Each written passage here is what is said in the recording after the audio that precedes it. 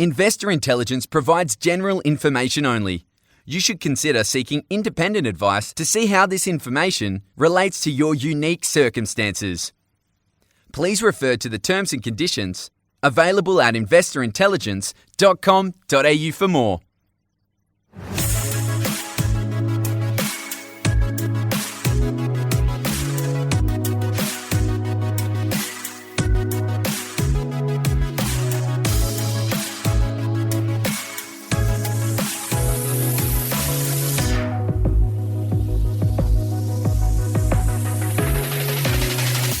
Hello and welcome to this week's episode of Investor Intelligence, brought to you by the team at the Property Mentors. It's your weekly podcast for all things investment and hosted by me, Phoebe Sikowski-Wallace.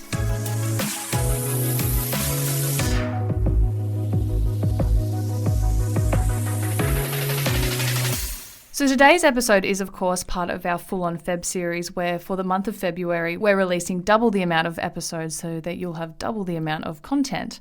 And joining me today is property mentor extraordinaire Malika Kingwell. Welcome, Malika Kingwell. Thank you, Phoebe. So, Malika, one of the reasons that we're doing Full On Feb is due to the number of submissions that we've had recently for FAQ episodes. But as I've said in previous episodes, sometimes certain questions get asked multiple times by multiple people. Sometimes they're asked in different ways, but ultimately they sit under kind of one topic, which is usually a sign that many people are kind of wanting to know more about this one topic, and therefore it gets its own episode. And thank you for everyone who has submitted those, because it really helps. But today's topic is all about buying investment properties interstate, which, buying an investment property anywhere is a big leap for anyone. And for many, sometimes when they buy one or more in their own area, buying interstate when that opportunity comes up can feel a little bit more daunting. There's a bit of hesitancy there. Malika, am I correct in saying that this is a question or a concern that is brought to you often?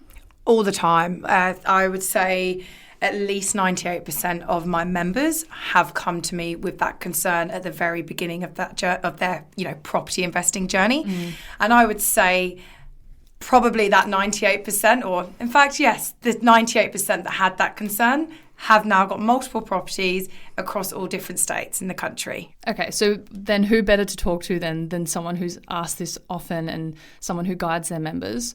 Where do you think that hesitancy comes from, just to start off with?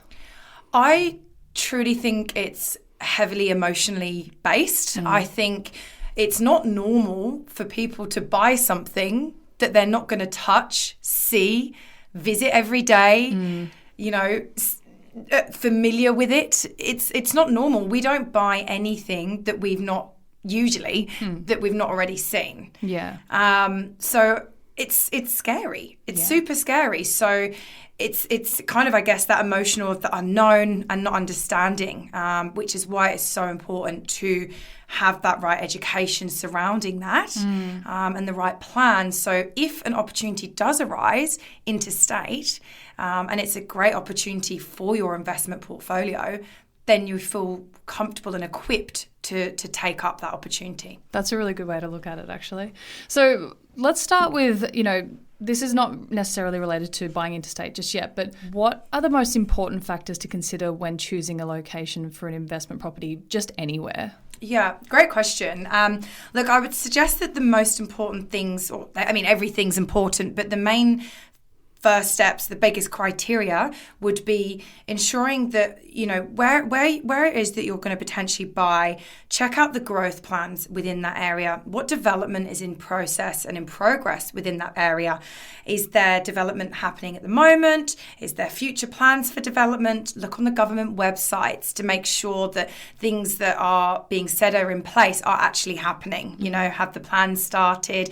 Have they been approved for all this amazing development and growth? What kind of amenities are in the area?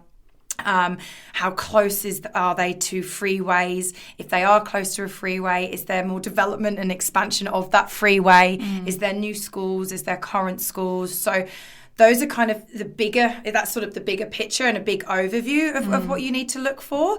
But I would be definitely starting with those things. Yeah, and of course within them there's other little subcategories, but then, Absolutely. we'd be here forever mentioning we would. those. Yeah. So how then is the process of buying an investment property interstate, given everything you've just said then? How does that differ to buying slightly more locally, and what are some of the common considerations with that? To be honest, it actually doesn't really differ much. The only things that you have to be ensured to take into consideration is, well, the first is the obvious, right? So you're buying interstate, so it's an area that you're not familiar with. So just like what we mentioned a moment ago, by making sure you've done the right research in that area, understanding what growth is happening in that area and the development plans potentially going on in that area, you take that same action and put it into play interstate. And then ensuring you've got the right team, right, around you. So, each state will have their own laws and regulations in place. So therefore, you need a conveyancer that is registered, for example, in that state to be able to review your contracts, or a lawyer, solicitor, whoever it is you may be using. So it's important to make sure you've got those right people. For example, you need to make sure you've got the right property manager. Say you own a property in Victoria, but you live in Queensland, you're not going to have a Queensland property manager come and manage your property down in Victoria. No. It's those sorts of things. So the same principles apply.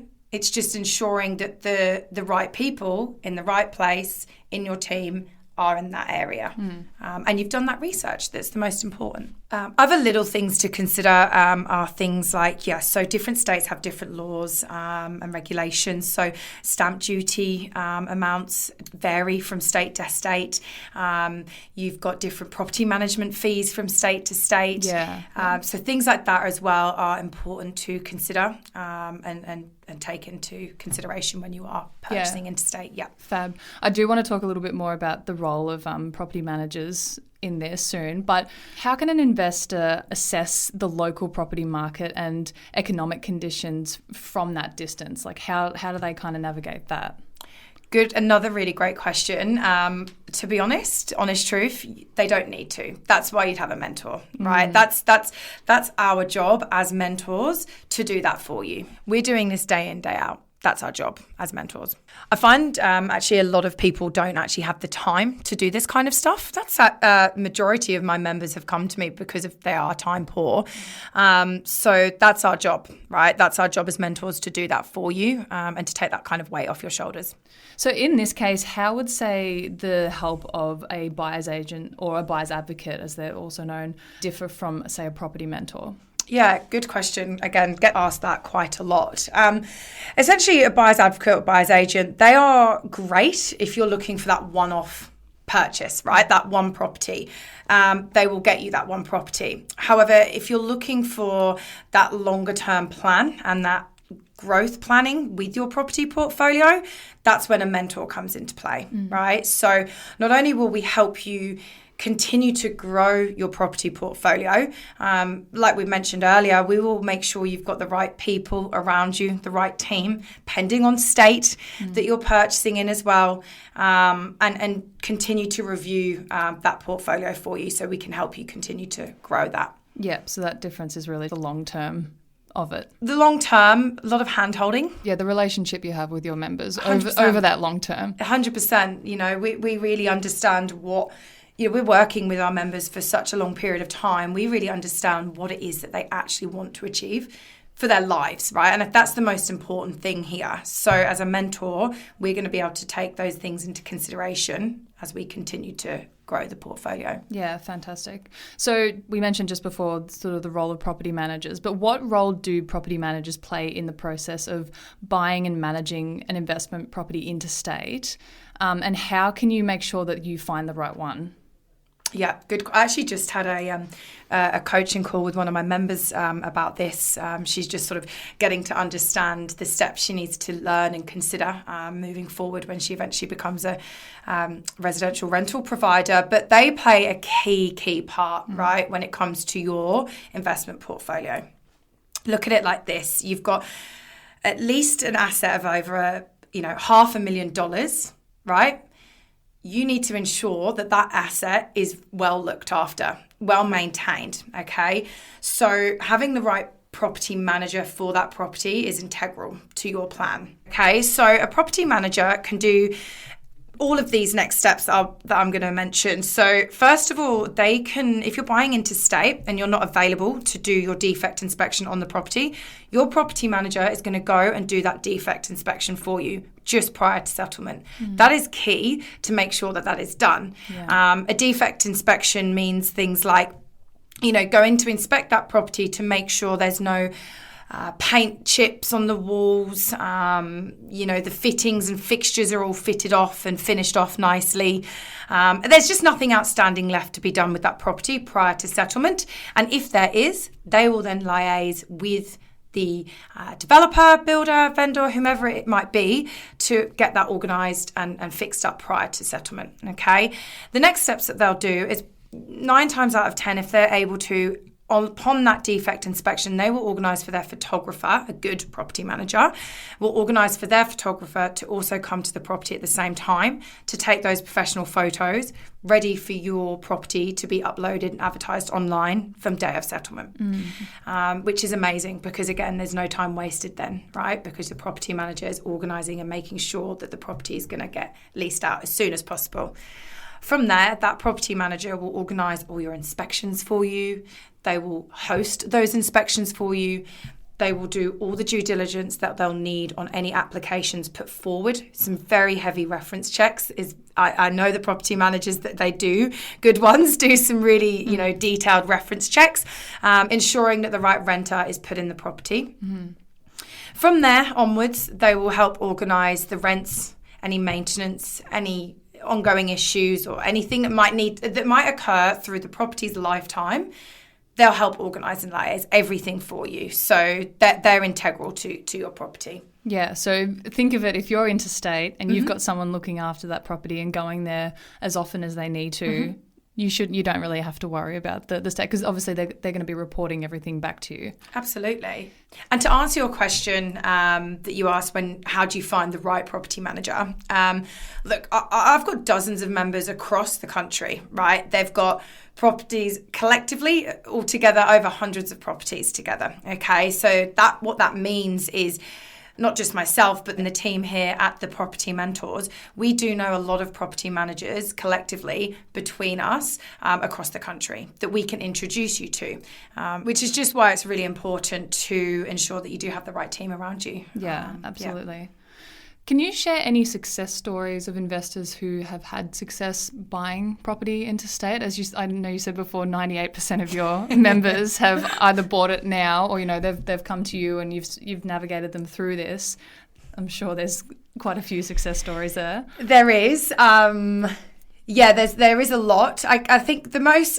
We'll go through the most recent one actually. I've got a member. So she is based in New South Wales. First-time investor. She owns her principal place of residence, but she's first-time investor. Okay, so over the last kind of couple of months, we've worked on the plan, the strategy, education, everything that she needs to work on, and she's ended up purchasing a property in Victoria. For her, huge, because she is very much somebody that does need and like to touch and feel and see for it to be real, right? Yeah. And for it to feel safe and comfortable for her. But with the education and the plan that has been created and the hard work that she's put into that, she is now confident and she's now got a property just currently due to settle very soon underway. So in a completely different state. And I think that's probably one of my most recent success stories with somebody, investing into property interstate. Yeah. Wow. And her first property was her first one. That's fantastic. It's absolutely incredible. She's very happy. She was very proud of herself and I was very proud of her as well. Oh, that's amazing. Yeah. I love that. So Malika, just to wrap up, do you have any final advice that you would give to someone just starting out as an interstate property investor? Yeah, I think similar to what I said right at the beginning of this conversation with you, Phoebe, It really is just in taking that emotion out, okay? But to do that, you do need a plan, and you do need that support and that guidance and that hand-holding. And you just need to take the emotion out of seeing, touching and feeling and place those emotions elsewhere. Those emotions need to be with the figures that you see on your cash flow forecasting. That's where the emotion needs to be, not what the property looks like and how close it is to your front door. Yeah. Well, thank you for walking us through that, because it really sounds like at the crux of it, as long as you have the right team and you've let go of that kind of emotional side of not being able to physically see and touch and smell the property, it's really not as daunting as it may seem. Yeah, absolutely. Just got to, take action and put things in place. Thank you so much for your time today. Thanks for having me, Phoebe. It's been fab.